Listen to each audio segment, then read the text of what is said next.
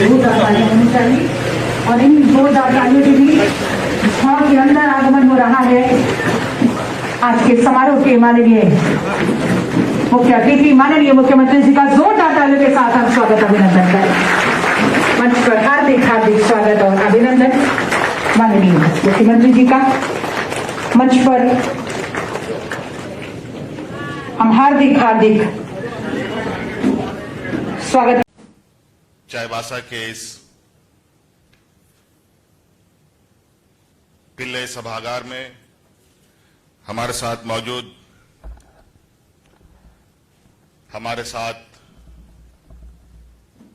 हमारे कैबिनेट मंत्री जोबा मांझी जी,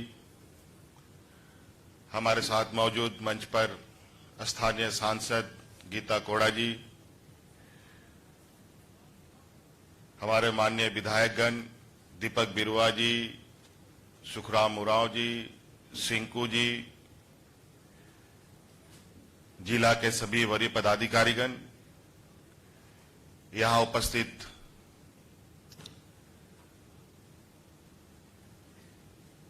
आप सभी व्यवसायिक घराना के सभी सदस्यगण और विशेषकर आज के इस कार्यक्रम में हमारे ग्रामीण क्षेत्र में गुजर बसर करने वाले हमारे सभी ग्रामीणों को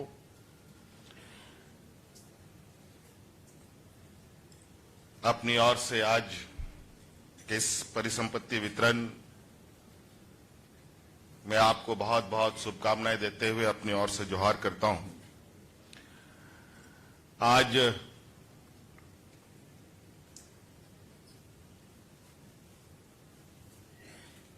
यहां पहुंचने के लिए कई महीनों से हम लोग अपनी कार्य योजना बना रहे थे, लेकिन आप सबको मालूम है कि अभी हमारा ये पूरा देश, पूरा दुनिया एक वैश्विक महामारी से गुजर रहा है। इसमें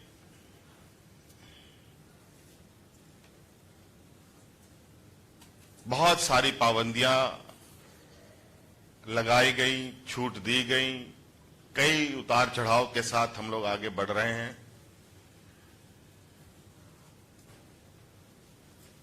कई गतिविधियां, कई चीजें जहां की तहां खड़ी हो गई और इसी आपात स्थिति में जीवन को सामान्य करने का भी एक चुनौती हम सभी लोगों के लिए है।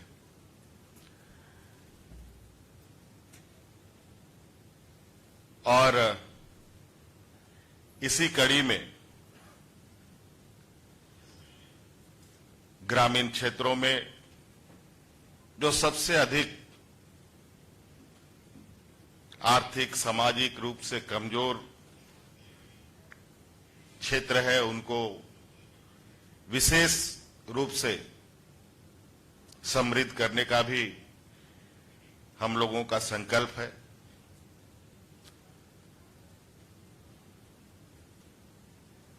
और आज धीरे धीरे इस वैश्विक महामारी से जूझते हुए हम आगे बढ़ रहे हैं और इस वैश्विक महामारी में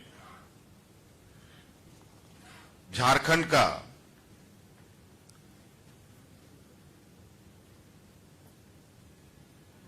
जो प्रबंधन रहा है, मुझे लगता है एक सीमित संसाधन में कई चीजों की कमियों के बावजूद राज्य में आप लोगों के सहयोग से,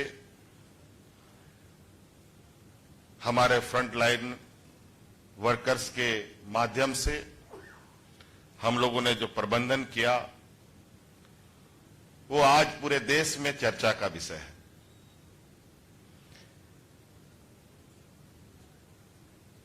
लेकिन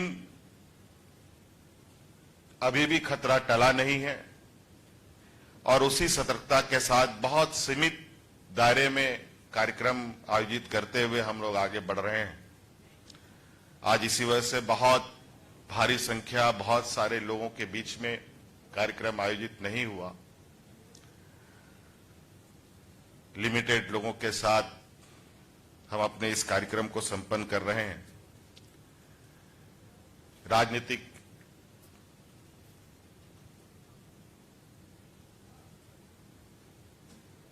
प्रतिनिधि होने के वजह से काफी उम्मीद, काफी आशाएं लोगों की होती हैं और आज मुझे लगता है एक लंबे समय के बाद मैं पहली बार रांची से बाहर निकल करके सीधे चाईबासा पहुंचा हूं। मैं यहां तक कि अपने विधानसभा तक नहीं जा सका इस वैश्विक महामारी। और होता है, लोगों की भावनाएं, सबकी भावनाएं, हमारी भी भावनाएं हैं और आज कहीं ना कहीं कई चीजों में हमें बहुत सतर्कता के साथ आगे बढ़ना है। आज हम लोगों ने आपके इस शहर के बीचों बीच एक बहुत लंबे समय से जो मांग रही थी, रेलवे ओवरब्रिज का, वो आज यहां के लोगों को समर्पित किया गया। कई योजनाओं का आधारशिला रखी जानी है। आज इस पिल्लई हॉल में जो एक नया अपना स्वरूप लेके फिर से अपना सेवा इस चाईबासा के लोगों को देने के लिए तैयार हुआ है और इसमें जो भूमिका रुंगटा माइंस के लोगों का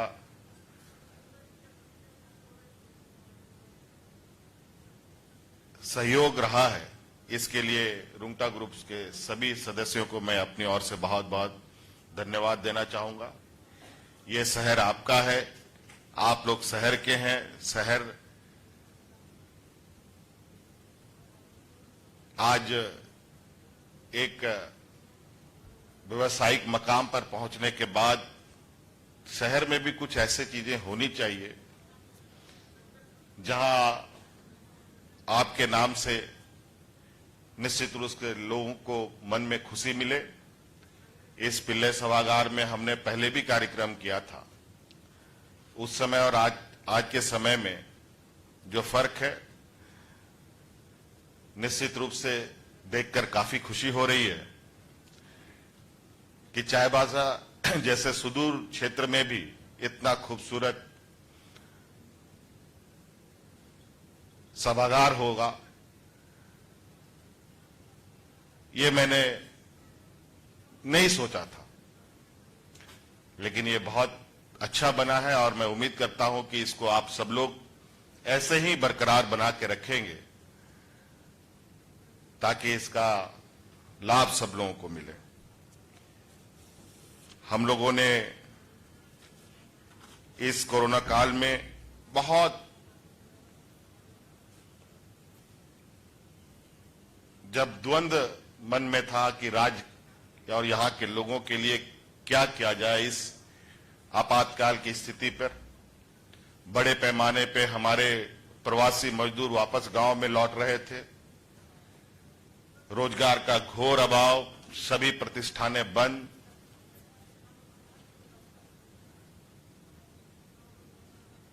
गरीब गुरुआ के लिए तो ये एक मानो एक बहुत बड़ा पहाड़ टूट पड़ा हो।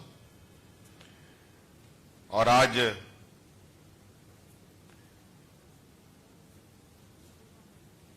इसको ध्यान में रखकर हम लोगों ने कई योजनाएं कोरोना काल में भी शुरू किया था। ग्रामीण क्षेत्रों में पोटो हो, खेल मैदान बनाने का कार्यक्रम हम लोगों ने बिरसा हरित योजना के नाम से ग्रामीण क्षेत्र में फलदार वृक्ष लगाने का काम, कई ऐसे योजनाएं प्रारंभ किया था। जो मुझे आपके पश्चिमी सिंहभूम की जानकारी दी गई है, लगभग 724 पोटोहो खेल मैदान बनाया जा रहा है, जिसमें लगभग 114 पूरे कर लिए गए हैं और अभी लगभग 420 के लगभग मैदानें बन रही हैं। क्योंकि हम इस क्षेत्र में जानते हैं, हमारे ग्रामीण क्षेत्र में जो खिलाड़ियों का एक बहुत बड़ा पोटेंशियल हमें दिखता है, उसे भी हम लोगों ने इस बार निखारने का प्रयास किया है। पहली बार राज्य अलग होने के बाद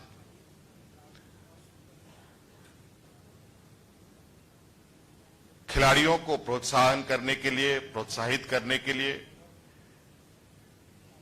हम लोगों ने खेल पदाधिकारी की भी नियुक्ति की है, जो आज सभी जिलों में कार्यरत है। इस बार पहली बार हम लोगों ने बड़े पैमाने पर खिलाड़ियों को नियुक्तियां पत्र भी दिया है, नौकरियों में भी उनको लगाया है। और आज जो टोक्यो में ओलंपिक हो रहा है, हमारे राज्य के बच्चे आज वहां अपना जौहर दिखा रहे हैं। और विशेषकर, और ये खुशी की बात है हमारे लिए, कि उनमें से सबसे अधिक लड़कियां हैं और जो सबसे दबे कुचले वर्ग से आते हैं, सब आदिवासी समाज से आते हैं, वो सारे बच्चे हैं।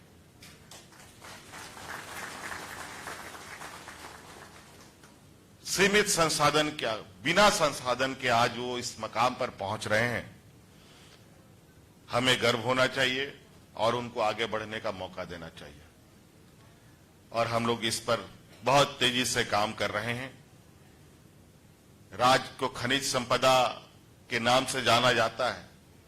मुझे लगता है कि खेल के जगत में बेहतर काम किया जाए तो इस देश में नहीं, पूरी दुनिया में खेल के नाम से भी ये राज्य जाना जा सकता है। अनेकों खेल, और हमने उन सभी टोक्यो में गए बच्चों के लिए करोड़ों लाखों रुपए का पुरस्कार भी घोषणा किया है, जो इनको दिया जाएगा जब ये वापस आएंगे। तो ऐसे कई चीजें हैं। अभी हम किसान भाइयों का बड़े पैमाने पर ऋण भी माफ कर रहे हैं। आपके पश्चिमी सिंहभूम में लगभग 15,600 लाभुक को लगभग इनमें 64-65 करोड़ रुपए का वितरण ऋण भी माफ किया गया है। कई लोग जिनका ऋण माफ होना है, वो भी अभी कार्य जारी है और उसमें भी बहुत जल्दी से उनकी भी ऋण माफ की जाएंगी। और आपका खनिज से भरा ये क्षेत्र है। कुछ सड़कों की बात आई है और थोड़ी सी दिक्कत इसमें इसलिए आ रही है क्योंकि कई सड़कें हमारी एनएच में चली गई हैं, भारत सरकार के पास है। और भारत सरकार के पास जो, चूंकि पूरा देश का विषय वहां जाता है, तो इसको लेकर थोड़ी सी वहां पर गति में जल्दी स्वीकृत होने में समय लगता है। लेकिन इसको हम लोगों ने बहुत ध्यान रखा हुआ है कि ये चीजें कैसे जल्द से जल्द हो, क्योंकि समस्याएं ग्रामीण झेलते हैं, आम लोग झेलते हैं। चाईबासा हाट गमरिया सड़क का डीपीआर लगभग 250 करोड़ से अधिक रुपए का सैंक्शन होकर भारत सरकार को जा चुका है। इसकी खराब स्थिति को ध्यान में रखते हुए पहले से ही वहां चलने की स्थिति को कैसे बनाए रखा जाए, इसके लिए 3 करोड़ रुपए सैंक्शन कर दिए जा चुके हैं, जो मुझे लगता है 2 या 3 दिन में वहां काम चालू हो जाएगा और इसका डीपीआर जल्द से जल्द हम लोग भारत सरकार से स्वीकृत कराकर इसको चलाने का काम करेंगे। और चाईबासा बाईपास का भी अभी मैं माननीय सांसद जी, विधायक जी से पूछ रहा था और विभाग ने भी मुझे बताया है कि यहां पर बाईपास का भी प्रपोजल आया हुआ है जो एनएच के द्वारा ही उसको बनना है और इसमें भूमि अधिग्रहण और मुआवजे की पूरी प्रक्रिया तेज कर दी गई है और बहुत जल्द ये भी स्वीकृत करने का और भारत सरकार के पाइपलाइन में भी इसी वर्ष इस बाईपास को काम करने का योजना है और हम चाहते हैं कि ये जल्द से जल्द हो। इसकी प्रक्रिया हम लोग बहुत जल्दी कर लेंगे और अभी लगभग 250 करोड़ रुपए का से भी अधिक का एक रोड का भी टेंडर होना है। तो इस तरीके से सड़क पर भी विशेष फोकस है। माननीय सांसद जी का भी कहना है कि एक हल्दिया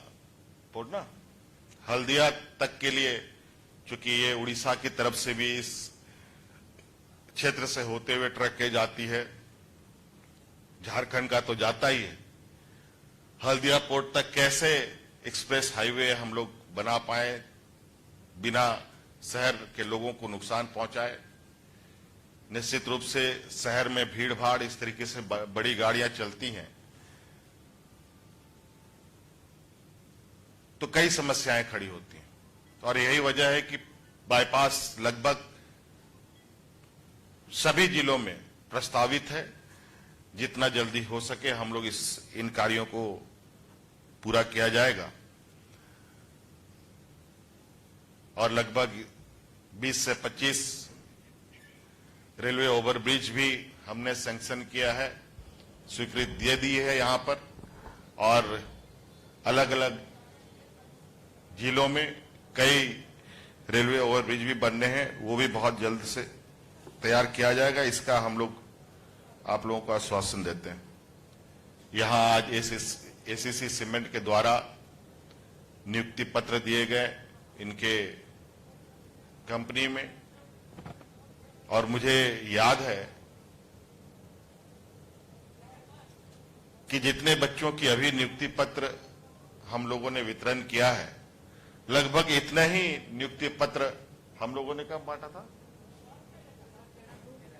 2013 में, शायद उस समय भी मैं मुख्यमंत्री था और सौभाग्य से दोबारा भी मुझे ही ये सौभाग्य प्राप्त हुआ कि एसीसी सीमेंट में हम लोगों ने पुनः उतने ही बच्चों को 40-45 बच्चों को नियुक्ति दी है। इसके लिए एसीसी सीमेंट के प्रबंधन को मैं बहुत बहुत धन्यवाद देना चाहूंगा। और जो मुझे जानकारी है कि 1945 से एसीसी सीमेंट यहां अवस्थित है।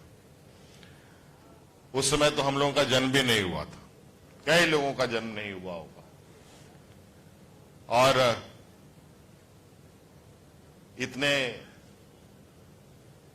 पुराने यूनिट को निश्चित रूप से प्रबंधन की भी जिम्मेवारी और जो यहां पर जिन लोगों ने भूमि दी है उनकी भी जिम्मेवारी बनती है कि ऐसे उद्योग कभी बंद ना हो, ये सभी चीजें आपसी तालमेल के साथ चलें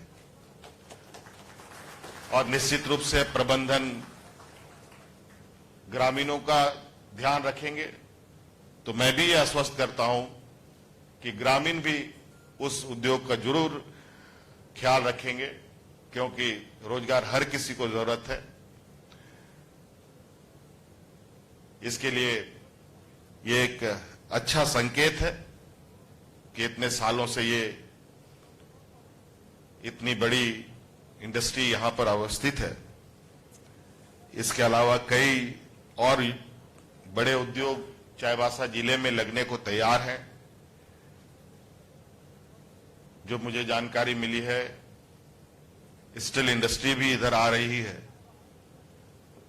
तो मुझे लगता है कि बहुत, और हम लोगों ने भी सरकार की तरफ से सारे जो उनकी समस्याएं हैं उनको भी समाधान करने का काम तेजी से चल रहा है। मुझे लगता है इसके माध्यम से भी रोजगार सृजन होगा। इसके अलावा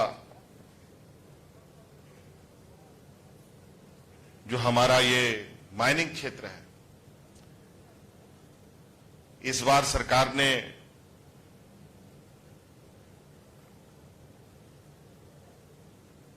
जो 100 वर्षों से यहां कार्य योजनाएं बनती रही हैं, माइंस मिनरल्स के साथ इर्द गिर्द ही सारी कार्य योजना बनी, लेकिन कुछ मुझे लगता है उन कार्य योजनाओं में त्रुटियां रही होंगी। समय समय पर उसको ठीक से नहीं आकलन किया गया और उसका फल, उसका परिणाम थोड़ा हमारे ग्रामीणों के विपरीत निकला। इन सभी चीजों को फिर से हम लोग एक नए स्वरूप में देने की कोशिश कर रहे हैं, क्योंकि खनिज संपदा निश्चित रूप से जब देश का एक अत्यंत बहुमूल्य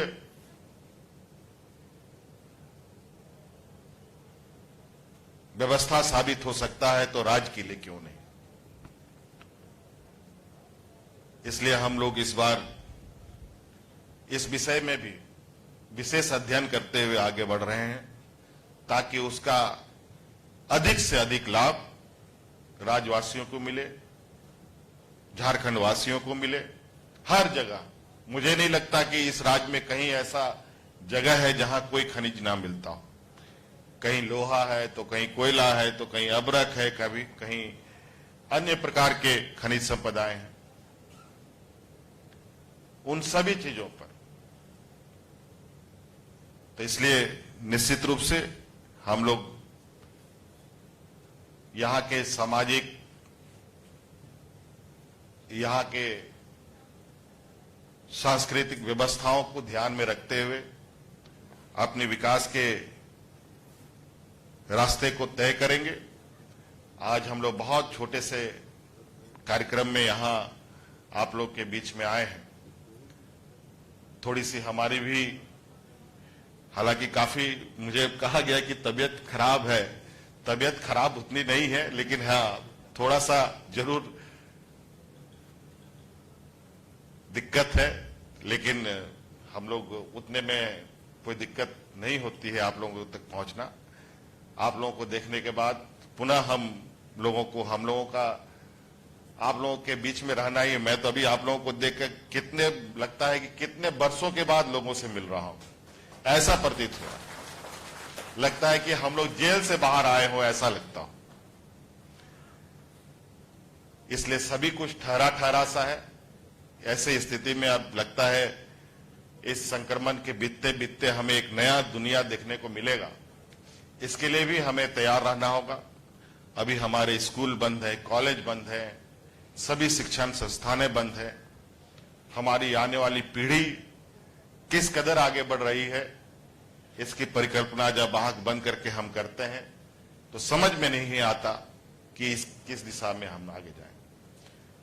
लेकिन सोचना पड़ेगा, आगे जाना भी पड़ेगा, रास्ते भी तय करने पड़ेंगे। इसलिए सभी लोगों को, शहर से लेकर ग्रामीण क्षेत्र के लोगों को, आज इस वैश्विक महामारी में सभी चीज को ध्यान में रखते हुए अपने कार्यों को आगे करें, ताकि आज आपको पता है इस वैश्विक महामारी का ना कोई पहचान है, ना कोई दवा है। इसका मात्र अभी के उपचार में यही है कि लोग सोशल डिस्टेंसिंग का पालन करें, भीड़ भाड़ की जगहों पर ना रहें, मास्क हमेशा पहने। ये छोटी छोटी चीजें हैं, बड़ी बड़ी चीजें नहीं है। जहां ये हम छोड़ते हैं वहीं बड़ी घटनाएं हो जाती हैं। अभी जो मुझे कल की खबर आई है, कल की खबर आने के बाद आज के बारे में सोचना पड़ता है। बड़ी तेजी से फिर से तीसरी लहर की आहट सुनाई दे रही है। तो इसलिए हम लोग अभी थोड़ा समय और इस चुनौती को हमें झेलना पड़ेगा और यही हम सबके लिए भलाई भी है। इसलिए बहुत बहुत धन्यवाद आप सब लोगों का। इस बारिश के मौसम में भी आप सब लोग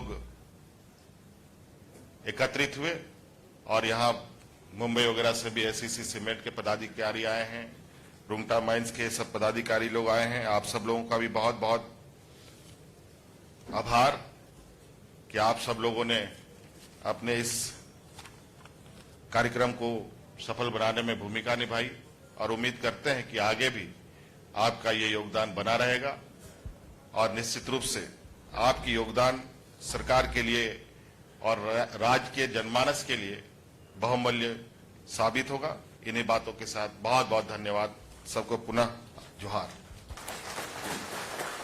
आपके आशीर्वचनों के लिए, शुभकामनाओं के लिए और हम सबकी हौसला अफजाई के लिए बहुत बहुत धन्यवाद माननीय मुख्यमंत्री जी। आज का यह ऐतिहासिक अवसर है, बेहद यादगार अवसर है। चाईबासा को इतने सारे तोहफे मिले हैं। आज के इस दिन की तमाम स्मृतियां माननीय मुख्यमंत्री जी के जहन में हमेशा बनी रही। प्रशासन की ओर से एक स्मृति चिन्ह हम आज प्रदान कर रहे हैं। मैं आदरणीय उपायुक्त महोदय से निवेदन करती हूं कि माननीय मुख्यमंत्री जी को स्मृति चिन्ह प्रदान करें और ये स्मृति चिन्ह सब ध्यान से देखें। यहां की खनिज उत्पादन के पारंपरिक तरीकों को दर्शाता हुआ और साथ में माननीय मुख्यमंत्री जी की ये बेस्ट पोर्ट्रेट, बहुत ही सुंदर। तालियां आपकी तरफ से जरूर हों। खनिज क्षेत्र के ये पारंपरिक तरीका जो खनिज उत्पादन के लिए उसी को दर्शाया गया है और साथ में माननीय मुख्यमंत्री श्री हेमंत सोरेन जी की ये बेस्ट पोर्ट्रेट स्मृति चिन्ह स्वरूप माननीय मुख्यमंत्री जी को प्रदान किया। आदरणीय उपायुक्त महोदय ने बहुत बहुत धन्यवाद उपायुक्त महोदय का स्मृति चिन्ह प्रदान करने के लिए। और अब हम सभी कार्यक्रम के अंतिम पड़ाव पर आ पहुंचे हैं। ये वक्त है माननीय मुख्यमंत्री जी को धन्यवाद देने का, सभी गणमान्य अतिथियों को आप सबका धन्यवाद करने का। मैं श्री रवि जैन, सहायक समाहर्ता सह सहायक दंडाधिकारी पश्चिमी सिंहभूम चाईबासा को आमंत्रित करती हूं। आप आए और धन्यवाद ज्ञापन करें।